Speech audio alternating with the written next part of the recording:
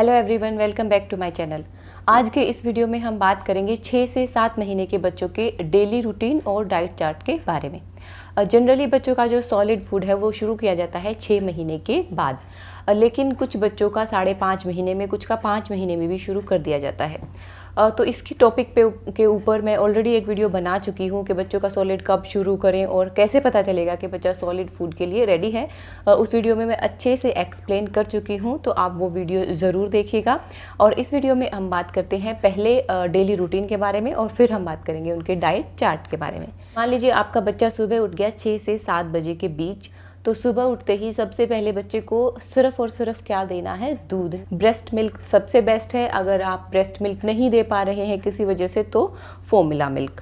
Quantity कितनी होगी? 180 to 240 ml। ये पूरी तरह से बच्चे के ऊपर डिपेंड करती है, कोई बच्चा कम दूध पिएगा, कोई ज़्यादा पिएगा। इसके बाद बात करते हैं बच्चे के ब्रेकफास्ट के बारे में। जब आप बच्चे का सॉलिड शुरू करते हैं तो सबसे पहले आपको उसको ब्रेकफास्ट से ही शुरू करना है और स्टार्टिंग में बस आपको एक ही बार सॉलिड देना है। पूरे दिन में सिर्फ एक बार ही सॉलिड देना है। अब ब्रेकफास्ट से क्यों शुरू करना है? क्योंकि मान लीजिए आपने बच्चे को जो दिया है वो बच्चे को सूट नहीं होता या बच्चा अभी सॉलिड के लिए रेडी नहीं है, तो सुबह का खाया हुआ शाम तक आपको सिम्टम्स दिखा देगा। उसको जो भी दिक्कत होगी या जो भी बच्चा एडजस्ट नहीं कर पा रहा होगा वो आपको शो हो जाएगा। लेकिन अगर आप रात को खिलाएंगे या आफ्टरनून में खिलाएंगे तो फिर बच्चा आपको रात में ज़्यादा तंग करेगा और ख़ुद भी बहुत ज़्यादा तंग रहेगा। तो जब भी सॉलिड शुरू करेंगे तो सबसे पहला आपको जो मील शुरू करना है वो करना है ब्रेकफास्ट से। तो 8:30 से 9 बजे के बीच बच्चे को उसका पहला सॉलिड आपको देना है। बोलने में हम बोलते हैं कि बच्चे का सॉलिड शुरू हो गया है, लेकिन बच्चे को जो खिलाया जाएगा वो पूरा लिक्विड क्वांटिटी का ही होना चाहिए। क्योंकि अगर आप बहुत सॉलिड बना के खिला दोगे तो बच्चा उसे खा नहीं पाएगा, क्योंकि ना तो उसे इस टाइप का खाना खाने की आदत है और ना ही उसकी बॉडी को इस टाइप की आदत है। तो बच्चे का जो फूड होगा वो थोड़ा लिक्विड टाइप का होना चाहिए। क्वांटिटी की बात करें तो बच्चा कितना खाएगा, तो स्टार्टिंग में बच्चा 1 या 2 टेबल स्पून ही खा पाएगा। और ये भी बच्चे टू बच्चे पे डिपेंड करता है और ये आपकी रेसिपीज़ पे भी डिपेंड करता है। मान लीजिए आपने केला खिलाया है तो बच्चा ज़्यादा खा लेगा, किसी दिन आप एप्पल खिला रहे हैं तो हो सकता है वो कम खाए। तो ये 1 से 2 टेबल स्पून तो आप बच्चे को खिलाने की कोशिश करें, उससे ज़्यादा आप बच्चे को फोर्स ना करें। जितना बच्चा खुशी से खा लेगा उतना ही उसे खिलाएं। इसके बाद 11:30 से 12 बजे के बीच आपको देना है बच्चे को फिर से मिल्क की क्वांटिटी 180 टू 240 ml अगर आप दे रहे हैं फॉर्मूला मिल्क, और अगर ब्रेस्ट मिल्क दे रहे हैं तो वो जितना आपका बच्चा पीना चाहे उतना। उसके बाद 1:30 से 2 बजे के बीच आपको देना है बच्चे को लंच। अब लंच आपको फर्स्ट वीक से ही शुरू नहीं कर देना है। लंच आप शुरू करेंगे या तो सेकंड वीक से या तो थर्ड वीक से। ये पूरी तरह से डिपेंड करता है कि आपका बच्चा जो है अपना जो फर्स्ट मील ले रहा है वो कितना अच्छे से ले रहा है, कितना अच्छे से डाइजेस्ट कर रहा है, खुश होकर खा रहा है या बिल्कुल भी इंटरेस्टेड नहीं है, अच्छे से नहीं खा रहा है। तो अगर आपका बच्चा बहुत खुश होकर खा रहा है और अच्छे से डाइजेस्ट हो रहा है, उसको कोई प्रॉब्लम नहीं हो रही है, तो आप सेकेंड वीक से उसका लंच भी शुरू कर सकते हैं। तो 1:30 से 2 बजे के बीच आप बच्चे को देंगे लंच।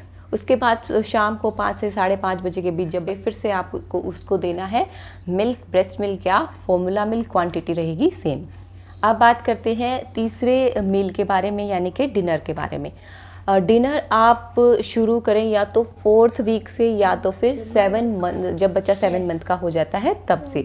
अब ये भी पूरी तरह से डिपेंड करता है कि आपका बच्चा जो सॉलिड ले रहा है उसको कितना अच्छे से ले रहा है, कितना इंटरेस्ट दिखा के ले रहा है और उसको डाइजेशन इश्यूज़ तो नहीं हो रहे हैं। तो उन सब चीज़ों को ध्यान में रखते हुए आप अपने बच्चे का जो तीसरा मील है वो भी शुरू कर सकते हैं। या तो 4th वीक से शुरू करें या फिर 7 मंथ का जब बच्चा पूरा हो जाएगा तब शुरू करें। तो डिनर का टाइमिंग होगा 8 से 8:30 बजे के बीच में। अगर आपका बच्चा थर्ड मील नहीं ले रहा है तो आप इस टाइम पे भी बच्चे को क्या देंगे? मिल्क देंगे, ब्रेस्ट मिल्क या formula milk, quantity 180 to 240 ml। और उसके बाद 9 बजे के आसपास रात को बच्चे जो है वो सो जाते हैं। अगर आपको बच्चे को सुबह जल्दी उठाना है तो सुबह उठने के लिए बच्चे के साथ ज़बरदस्ती नहीं करनी है। बच्चा पूरी नींद लेके जब अपने आप उठेगा तब उसे उठने दें। उसकी आदत अगर आपको चेंज करनी है तो रात में उसे जल्दी सुलाइए, जल्दी सोएगा तो ऑब्वियसली बच्चा जो है वो जल्दी उठेगा। अब बात करते हैं डाइट चार्ट के बारे में कि बच्चे को क्या क्या आपको खिलाना है। बच्चे के सॉलिड फूड के ऊपर मैं ऑलरेडी एक वीडियो भी कर चुकी हूँ और लेकिन मैं आपको इस वीडियो में आज फिर से बता देती हूँ कि आपको फ्रूट प्यूरी कौन कौन सी देनी है, वेजिटेबल्स प्यूरी कौन कौन सी देनी है और ग्रेन्स कौन कौन से बच्चे को देने हैं। तो अगर हम बात करें फ्रूट प्यूरी के बारे में तो सबसे अच्छा होता है बनाना हो गया, एप्पल हो गया, पियर हो गया, पीच हो गया, एवोकाडो हो गया, पपाया हो गया। मैंगो भी आप दे सकते हैं, लेकिन जो मैंगो होता है वो कई बार बच्चों को सूट नहीं होता है, किसी को लूज मोशंस हो जाते हैं, किसी को वॉमिटिंग भी हो जाती है, क्योंकि मैंगो कई बार अच्छी क्वालिटी का नहीं होता है तो बच्चे को दिक्कत हो जाती है। तो आप स्टार्टिंग में मैंगो को अवॉइड करें। अगर हम बात करें वेजिटेबल्स की तो वेजिटेबल्स में आप पम्पकिन दे सकते हैं, कैरेट दे सकते हैं, पोटैटो, स्वीट पोटैटो, बीन्स का प्यूरी बना के, बॉटल गार्ड यानी कि लौकी का प्यूरी बना के, बीट रूट का प्यूरी, पालक की प्यूरी, स्पिनच की प्यूरी बना के दे सकते हैं।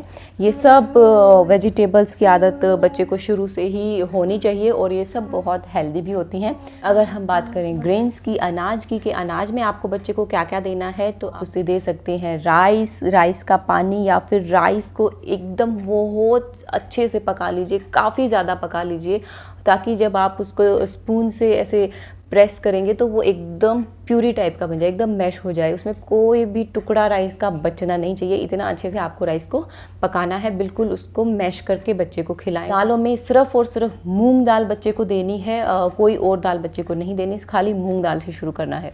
दाल भी पूरी तरह से पकी हुई और एकदम मैश्ड होनी चाहिए, कोई भी छोटे छोटे टुकड़े उसमें नहीं होने चाहिए, नहीं तो बच्चे के गले में अटक सकते हैं। रागी आप दे सकते हैं बच्चों को, सूजी की खीर बना के आप दे सकते हैं। सूजी की खीर जो होती है वो डाइजेशन के लिए भी बहुत अच्छी होती है और बच्चों को टेस्ट में भी अच्छी लगती है और हेल्दी भी होती है। खिचड़ी भी बच्चों को बना के दे सकते हैं, लेकिन खिचड़ी आप 7 मंथ या 7.5 मंथ का जब बच्चा हो जाए तब से शुरू करें। खिचड़ी में सब्जियां डाल के बच्चे को खिलाएं, वो बहुत अच्छी होती है। और सेरेलैक तो बच्चों को दे ही सकते हैं, लेकिन सेरेलैक में कोशिश करें कि अगर आप होममेड सेरेलैक दे सके तो उससे अच्छा कुछ नहीं होता, बहुत बेस्ट होता है। वेट गेन के लिए भी अच्छा होता है, हेल्थ के लिए भी अच्छा होता है, कोई प्रिजर्वेटिव्स भी नहीं होते हैं होममेड सेरेलैक में। इसके बाद कुछ इंपॉर्टेंट टिप्स मैं आपको बताती हूँ। सबसे पहला, जो मैं 2 बार पहले भी बता चुकी हूँ, फिर से रिपीट कर रही हूँ कि जो बच्चे का खाना है वो लिक्विड टाइप का होना चाहिए। दूसरा, जो बच्चे का फूड है उसमें कोई भी चंक्स यानी कि छोटे छोटे टुकड़े नहीं होने चाहिए, अदरवाइज बच्चे के गले में अटक सकते हैं, दिक्कत हो सकती है।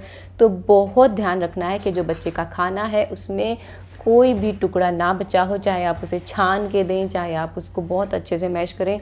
कुछ लोग मिक्सी में भी ग्राइंड करते हैं, लेकिन कोशिश करें मिक्सी में ग्राइंड करके ना खिलाएं। अगर खिलाते हैं तो बस फर्स्ट मंथ खिलाएं, सेकंड मंथ से मिक्सी में ग्राइंड करके खिलाना बंद कर दें, क्योंकि बाद में बच्चे को मिक्सी का खाने की आदत अगर होगी तो बाद में वो जब आप रोटी खिलाना शुरू करोगे वो नहीं खा पाते हैं।